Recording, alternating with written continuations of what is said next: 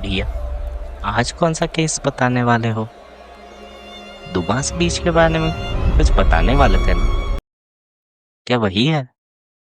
अरे बंटी, तू चाय ला पहले। आज दुमास बीच की ही कहानी सुनाने वाला हूँ।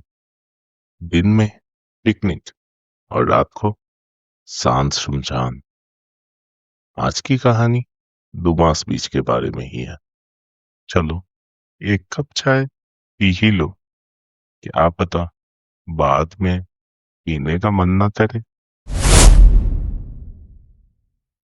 रात के करीब 11:30 बज रहे होंगे। मैं सूरत बस स्टेशन से दुमास की तरफ निकलने के सोच ही रहा था। एक ऑटो वाला मिला और उसने तो सीधा मुंह ही बना लिया। साहब, इतनी रात को दुमास? फैमिली के साथ पिकनिक जाना है क्या आपको? मैं हंसते हुए उसे बोलने लगा, काम है भाई, रिपोर्टर हूँ। उसने आंखें मिलाए बिना ही कह दिया।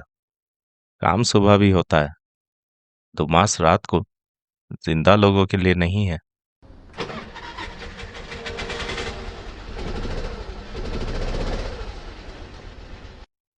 उसके चेहरे पे दर्द इतना साफ दिख रहा था कि मुझे लगा ऑटो से उतर के भाग ही जाना चाहिए। लेकिन वो क्यूरियोसिटी मेरे दिमाग में घूमने लगी थी। तभी समझ गया कहानी नॉर्मल नहीं होगी। जब मैं बीच के पास उतरा और आगे बढ़ने लगा, हवा अजीब सी लग रही थी। ठंडी तो थी, पर सिर्फ ठंड नहीं थी। ऐसा लग रहा था जैसे कोई उस हवा में सांस फूक रहा हो। काली रेत मेरे जूतों के नीचे एक हल्की सी आवाज भी कर रही थी, दुमास का ये काला रेत। लोग कहते हैं यहाँ पे सालों तक दास चलती रही थी। माना जाता है दुमास का ये रेत राख और बालू से मिलने के बाद बना था। पुराने जमाने में मुगल और पोर्चुगीज के अटैक के शिकार लोग भी यहीं दफन हो गए थे। हर काले कंकर में मानो उनका दुख छुपा हो। मैंने अपना रिकॉर्डर ऑन कर लिया, टॉर्च भी एडजस्ट कर ली और प्रिया का दिया हुआ वो लकी पेन उंगलियों के बीच घुमाते हुए आगे बढ़ गया। प्रिया मेरी कोवर्कर थी। वो इसी बीच से रिलेटेड एक असाइनमेंट पर काम कर रही थी। उसके केस फाइल में दुमास का नाम रिपीट होता था। मैंने रिकॉर्डर पे एक वॉइस नोट डाला। Case file Dumas beach, allegedly haunting, missing local fisherman. जैसे ही मैं पानी की तरफ बढ़ने लगा, हवा मानो और भारी हो गई। कदम पड़ रहे थे, पर रेत पे निशान बहुत देर तक नहीं दिख रहे थे। जहां मैं मुड़ के देखता, वहां 2-3 कदमों के बाद रेत फिर से साफ। मेरा दिमाग इस नेचुरल फिनोमिनन को एक्सप्लेन करने की कोशिश कर रहा था, पर दिल जानता था ये फिजिक्स नहीं, कोई अजीब चीज है। जैसे किसी ने पीछे से डिलीट कर दिया हो। और जब मैं मुड़ के देखता, तो ऐसा लगता जैसे मेरे पीछे एक और जोड़े का निशान हो, जो मानो मेरे साथ या मेरे पीछे ही चल रहा हो, क्योंकि उनके आगे जाने का निशान नहीं था। मानो कोई मेरे पीछे ही आ रहा हो। भैया, एक सेकंड, एक सेकंड। अभी मत बताओ, पहले चाय पी लो। हाँ हाँ, अब बताओ। भैया, आपको वापस भाग जाना चाहिए था ना? फुटप्रिंट्स डिलीट हो रहे थे। मतलब बीच शायद आपको एक्सेप्ट नहीं कर रहा था। आप आगे क्यों बढ़ते रहे? अब मेरे दिमाग ने भी यही बोला था, पर दिल नहीं मान रहा था। अगर मैं वापस चला जाता, तो मुझे लग रहा था रिया का कोई क्लू मिस हो जाता। उस रात का पहला साइन वही था, दुमास किसी को अपने एंट्री का प्रूफ नहीं देने देता।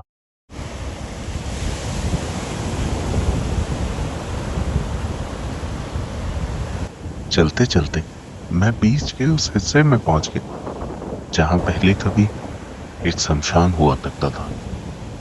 लोकल पंडित ने वार्निंग तो दी थी, पर मैं नहीं माना था। मैं धीरे धीरे पानी के करीब गया। टॉर्च की लाइट काले पानी पे पड़ रही थी, तो ऐसा लगा जैसे समुंदर भी रोशनी को पी रहा हो। ये नजारा बहुत ही अजीब था, दिल को दहला देने जैसा। तभी रिकॉर्डर पे एक स्टैटिक आवाज सी आई।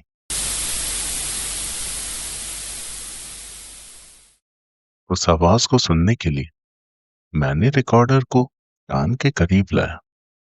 बैकग्राउंड में लहरें थी, पर उनके बीच एक अजीब सी फिसफिसाहट, मानो कोई वार्निंग दे रहा हो।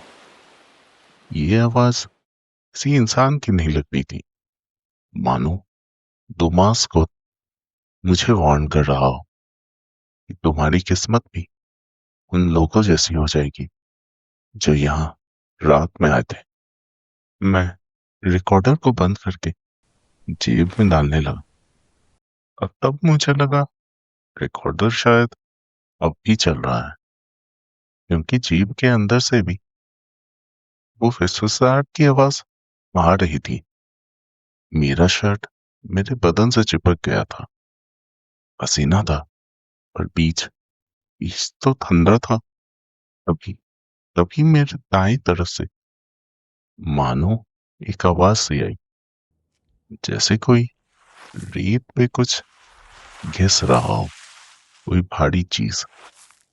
मैंने टॉर्च को उस तरफ घुमा दिया। कुछ नहीं, सिर्फ रेत। पर लग रहा था जैसे कुछ तो अजीब है। ऐसा लगा जैसे रेत की चादर के नीचे कोई बिना पैर घसीट के चल रहा हो। मेरा दिमाग लॉजिक ढूंढने लगा। शायद शायद कोई आदमी होगा, पर हकीकत तो ये थी कि बीच पे मेरे अलावा कोई जिंदा इंसान नहीं था। पर हवा हवा में एक जलने की बू आने लगी, मानो गीली लकड़ी आधी जली हुई हो और उसका धुआं हवा में अटका हुआ हो।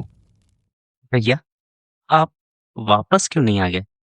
नॉर्मल लोग वहां से घर भाग जाते, कोई स्टोरी डाल देते इंस्टा पे, दो मास चैलेंज फेल, बस खत्म। और क्या? अरे बंटी, तुम्हें तो पता ही है, रिपोर्टर का काम करते करते मैं आधा पागल हो चुका हूँ। नॉर्मल थोड़ी हूँ। मैं बीच के थोड़े और अंदर चला गया, जहाँ एक पुराना पत्थर का प्लेटफॉर्म था। वहां जाके हवा और ठंडी हो गई, इतना कि मेरा हाथ जिसमें मैंने रिकॉर्डर पकड़ रखा था कांपने लगा। मैंने रिकॉर्डर को प्लेटफॉर्म पे रख दिया और धीरे से बोला, अगर कोई यहाँ है जो मुझे सुन सकता है तो बस एक बार आवाज दे दे। मैं सिर्फ समझना चाहता हूँ मुझे शांति कैसे मिलेगी। कुछ सेकंड बिल्कुल सब शांत था। फिर अचानक से मैं यही खड़ी हूँ। यह आवाज बिल्कुल मेरे कान के पास से निकली, और आवाज रिकॉर्डर से आ रही थी ना। मेरे गर्दन के पास खड़े हो गए। मैं पलट कर देखा, और कोई नहीं था। और रेत पे मेरे लेफ्ट साइड पे एक और फुटप्रिंट आ गई। और सबसे खतरनाक बात, जहां मेरी लास्ट स्टेप खत्म हो रही थी, वहां उस अननोन फुटप्रिंट का निशान दिख रहा था। रेत में आधा दबा था, जैसे वो अभी भी वहीं घुसा हो और मेरी तरफ देख रहा हो। अचानक से भौंकने लगे। वो मुझ पे नहीं, पर मानो मेरे पीछे अंधेरे को देखते भौंक रहे थे। मेरे पीठ पे एक ठंडी लहर सी दौड़ गई। मैंने प्रिया का पेन इतना कसकर पकड़ रखा था कि मेरे नकल्स सफेद पड़ गए थे। तभी मेरे पीछे रेत पे वो रगड़े जाने की आवाज फिर से आने लगी, और इस बार बिल्कुल करीब से। रिपोर्टर हूँ, खरीदता भी ब्रेव नहीं हूँ। तभी मैंने जल्दी से अपना मोबाइल निकाला और उसमें मंत्र चलाने लगा। मुझे लगा शायद मंत्रों से ये सब शांत हो जाए। भैया, क्या उस मंत्र ने काम किया था? क्या उस मंत्र के चलते ही आप वहां से आ पाए? बंटी, तुम फिर से बहुत टोकने लगे हो। बता रहा हूं ना।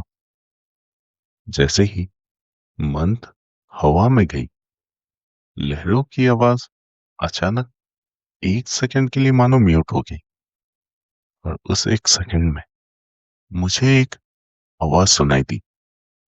एक लड़की की आवाज, बहुत धीमी, मानो रेत के नीचे से आ रही हो। मैंने टॉर्च फिर से उधर घुमाई।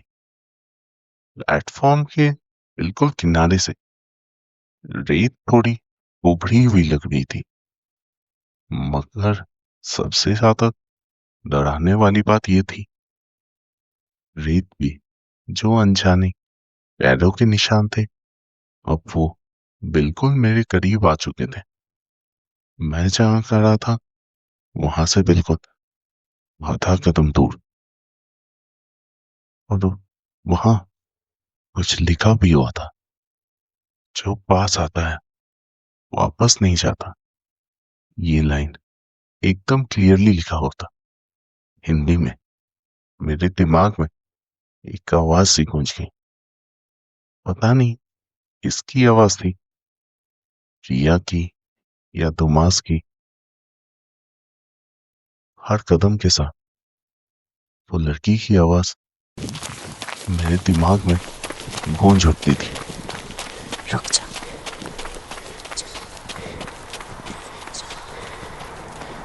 पर मैं रुकता तो शायद यही कहानी कोई और सुना रहा होगा।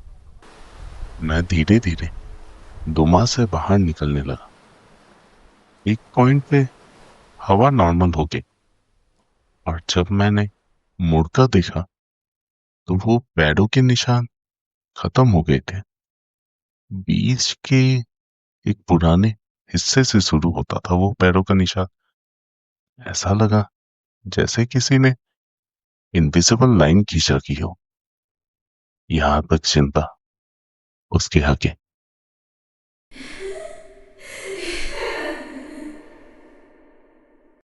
सिर्फ मुद्दे।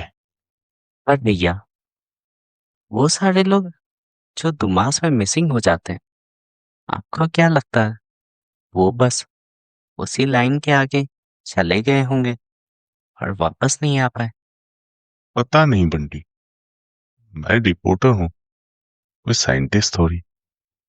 मास बीच शायद उन सब रूहों को अपने अंदर कैद करके रखा हो, या फिर शायद वो दुमास में कभी गायब ही नहीं हुए हो।